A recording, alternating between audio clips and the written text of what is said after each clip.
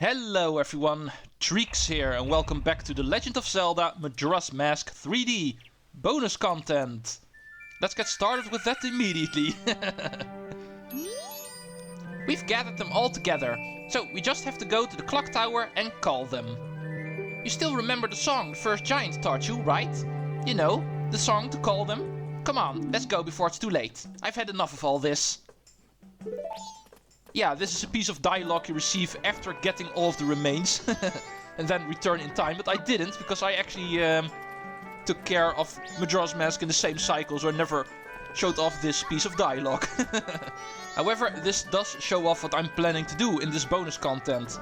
Even though I've completely cleared this game, 100% has been gotten, there is still a lot of things I did not show off, and I still like to show off.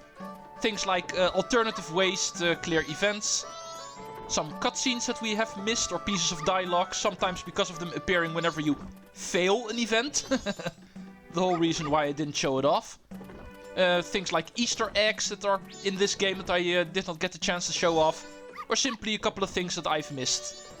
But anyway, there is plenty of things still worth covering, I feel, and I will be showing them off per region. So, with the introduction out of the way, let's get started with the first region. Edit cut.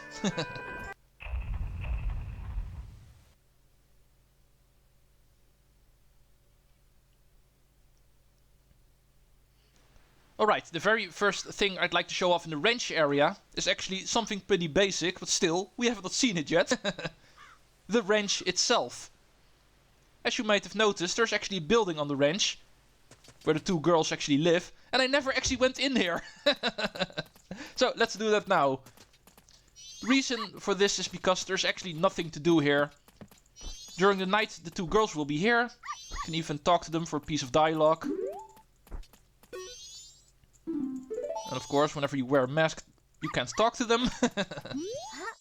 Oh, and as you can see, the prompt that actually initiates the Protect the Milk event can also be triggered like this. Even though the dialogue is a little bit different, because she actually talks to Romani as well during this.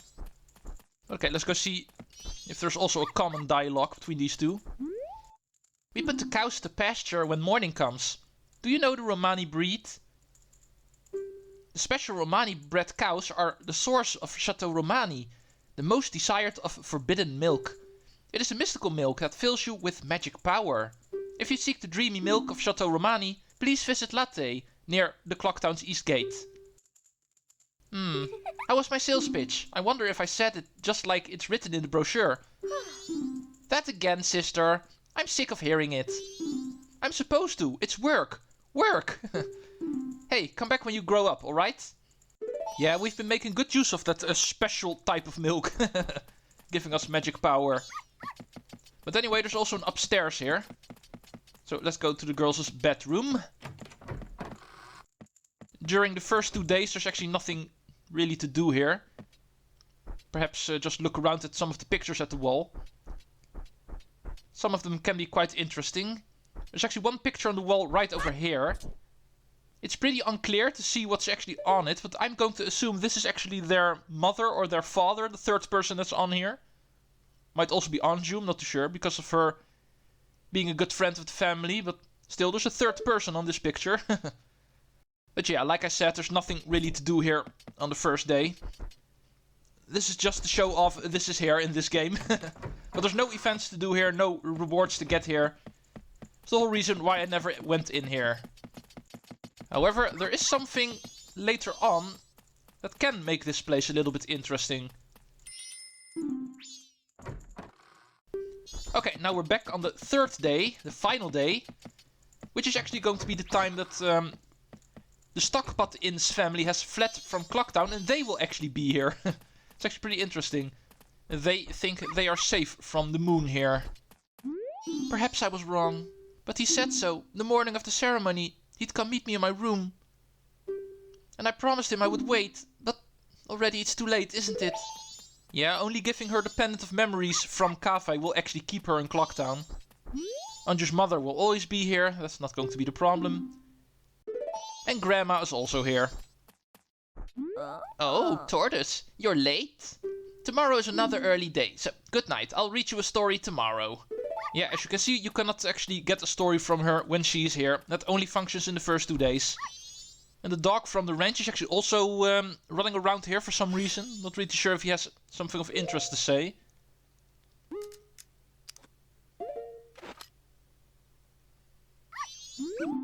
I hope my cute-faced owner stops practicing soon. Yeah, this is just the same dialogue as always.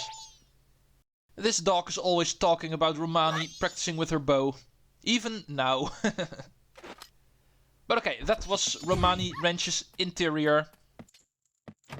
Nothing too special about that, but still. Alright, here she comes. Now it's time to actually show off something a little bit more interesting. Remember the Protect Romani's Cows quest, when the aliens actually start appearing? Trying to steal the special cows. There is actually something I did not show off yet regarding this event. And that is... what happens if we don't succeed in this event? And trust me, that is worth showing off, because it actually gives you a cutscene you would normally never see. So, this time around, I'm going to allow these guys to actually steal the cows. And since I'm not going to attack them, let's go take a closer look at them. Take a look at how these guys look actually. Well, there's some resemblance when it comes to cows to these guys, because they also kinda have hoofs, just like cows. Ow, and they hurt. Oh yeah, and another thing I could note about these guys, as you can see, the bow and arrow is actually a required item to defeat these guys, because your sword does not work on them, as you can see. It just goes straight through them. But anyway, I would like these guys to actually hurry up. Even if you don't attack them, you're almost able to clear this event, as you can see. It's already 3:45. And only then, they finally enter the barn. And once they do, this is actually what happens.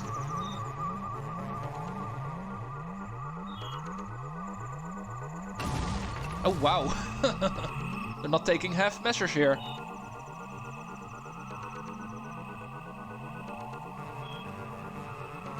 And there go all of the cows. Apparently they also realize that these cows have magic probabilities and they actually want those.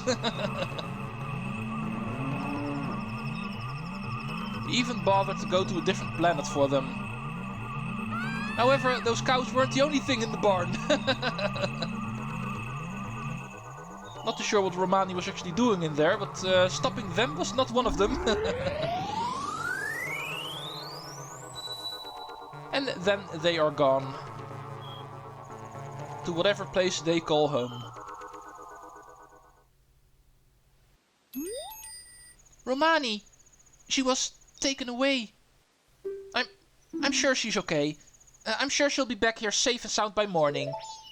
That's not entirely true. She does appear again, but on the final day, for some reason. And then she'll be confused as heck. Unable to tell what has actually happened to her. Okay, one last thing I could talk about when it comes to the ranch is actually this over here.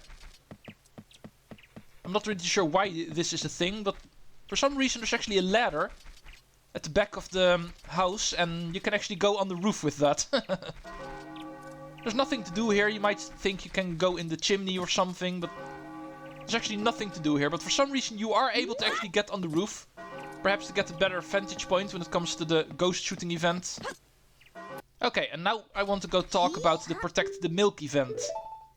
In here we actually also have a couple of things we did not see.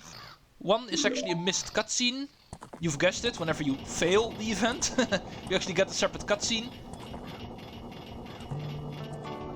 And one is an Easter egg, so I'll be showing this event off twice now. Okay, here they come. So, today I will actually allow you guys to break the milk bottles. So, go right ahead. And something else I can also talk about in regards to this event is actually the fact that it is actually pretty easy to do this event.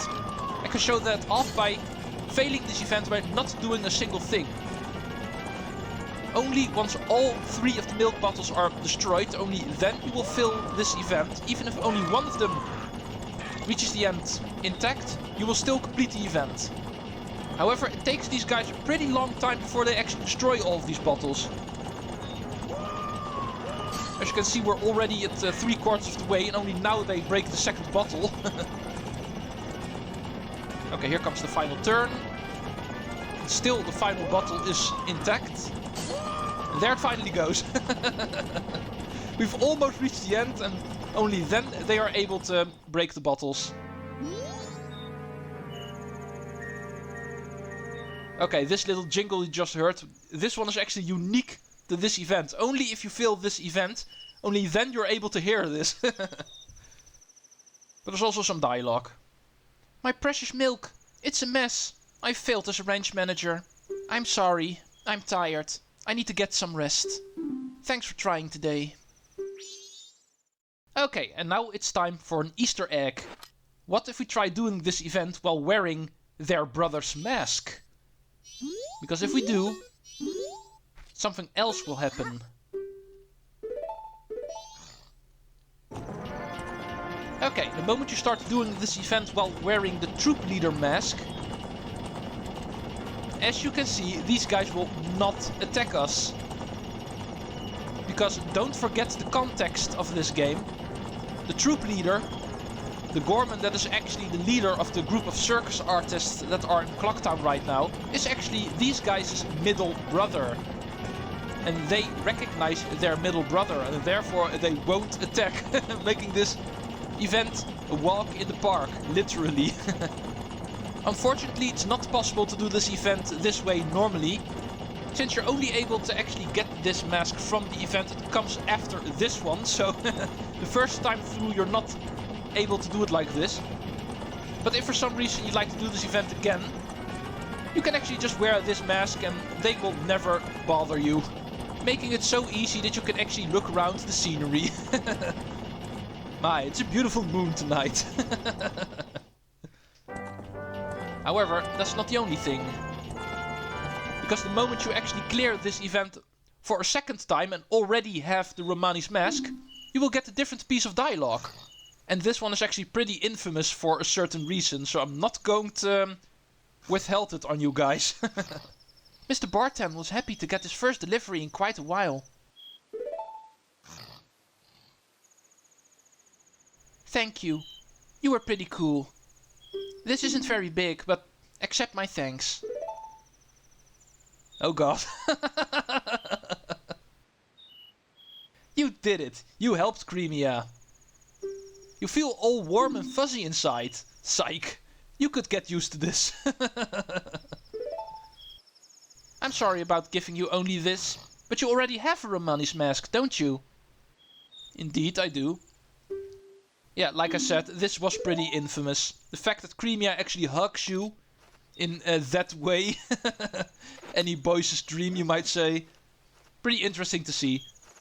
But anyway, that was the final thing I wanted to show off in the ranch.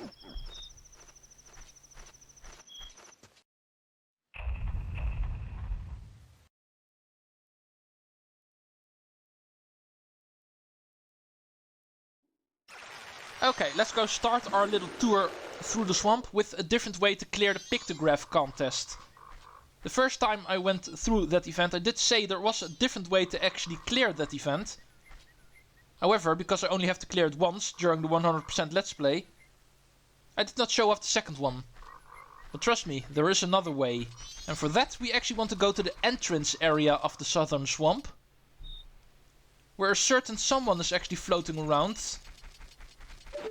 And if you remember correctly, there is actually a certain picture of that someone on the desk of the guy that actually hosts the Pictograph contest. First, let's make sure this wolf does not annoy us. And now it's time to actually take a picture of Tingle. And now let's go see what the swamp tourist guy will actually feel about this. Even though it's officially not a picture of the swamp, it's just a picture of someone in the swamp, but still. This should also work, but for a different reason.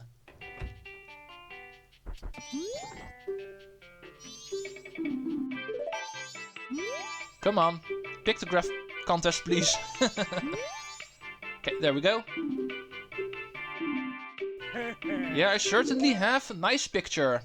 Take a look at this. What? That's my son!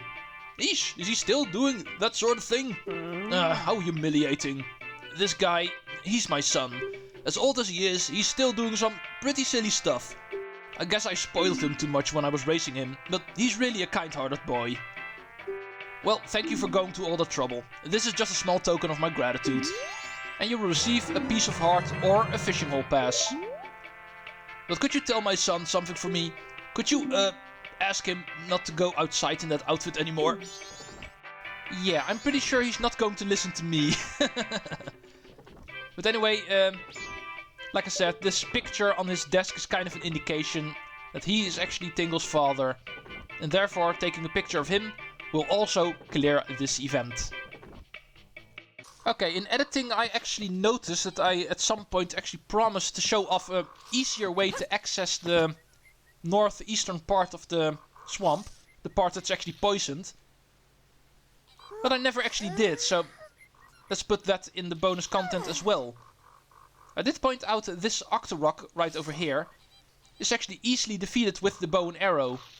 You no longer need a boat to actually pierce through them. A simple arrow is enough. However, that does not mean it's easy to actually get through there. Because swimming still hurts you. And even though the Gorman mask can't swim, we don't have to, because as you can see, the water is shallow enough for him to actually stand in it. And this is the trick to make access to the northeastern part of the southern swamp easy. Because even though it still hurts us, we don't have to swim in this, and therefore we can still get through here pretty quickly. And therefore get to this point with minimal damage. You still need to take off the mask if you want to get out, because apparently Gorman can't climb out himself. But this is actually what I meant when I talked about easier access to the swamp, as you can see. Ah, here she is. Next thing I'd like to talk about is actually how the Woods of Mystery work on different days. The only time we were here so far, when passing through the swamp, we were only here on the first day. However, if you go here on the second or third day, things will be different here. First of all, as you can see, Kotake will actually start looking for Kume. On the first day she's only worried about her, that she hasn't returned yet. But on the second day she will actually also personally start looking for her. And will also enter the Woods of Mystery. And that's not the only thing that's different. Because, as you can remember, if we talk to this monkey, he will lead us through the Woods of Mystery where Kume is actually located. However, you might notice this already. On the second day, it will be a completely different pathway. Even leading us to certain rooms we did not see the first time through. And Kotake is also flying around here. More on her later. First let's show off this pathway on the second day. Which is different, but still ends in finding Kume, as you can see. And talking to Kotake in order to receive the red potion to restore Kume is still possible. You just need to do it from here, because she's also here now. So, if you start doing this on the second or third day, you will actually also find Kotake in the Woods of Mystery. And not in the Magic Hag's potion shop. She will return there if you actually save Kume. But until then, she will actually be here. And on the final day, another new path will open up here. Still nothing too special, but still, let's show off that third pathway through the Woods of Mystery.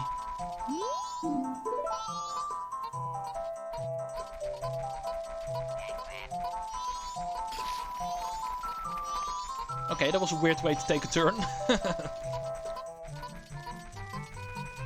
Okay, in the third day, this is the room where Kotake is actually flying around. She still has not found Kume herself. Only the monkeys know where she is. Okay, here's Kume again. This is the pathway on the final day.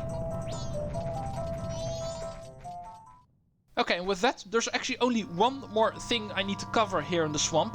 And that actually relates to this thing over here, the Fierce Deity's mask. As you may remember, it is actually the mask we used in order to defeat Majora's Mask. The reward we got for getting every single mask in the game and giving them away to the Moon Children and clearing their mini dungeons. We were only able to use it in Majora's Mask's arena. But what if I told you you can actually use it in other bosses' arenas as well? Let's go open up the Woodfall Temple. And let's go use the Fierce Deity's mask on other bosses as well.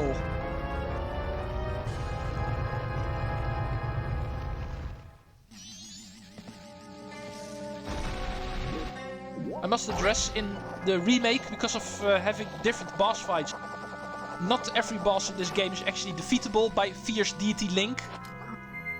But some of them are still beatable, so let's go show off the ones that are. And Odolwa in the Woodfall Temple is actually one of them. So let's use the quick warp. As you may remember, whenever you've beaten the dungeon, you get the quick warp to the boss, which is convenient in this case. And we can use it to enter Odolwa's room pretty quickly. One last thing I can address is the fact that, as you can see on the bottom screen, the icon where the mask is, you can never equip it normally. As you can see, I can tap it all I want. Does absolutely nothing. Only in boss arenas you're actually able to wear the mask. In every single boss arena. Not just Majora's arena, but also the 4 temple arenas. Even though in some of them you actually can't beat the boss. That actually applies to the Great Bay boss and the Stone Tower boss. But you are allowed to actually wear the mask. But in the case of this boss, we actually can beat him. So let's go show that off, how that actually works. The very first boss we got in this game. And now we're facing him as Fierce Deity Link. This won't take long. Let's go. Okay, his shield is actually still pretty effective against our sword. And he got the first hit. Okay, let's wait for him to lower his guard. Yeah, there we go. Bam, bam, bam.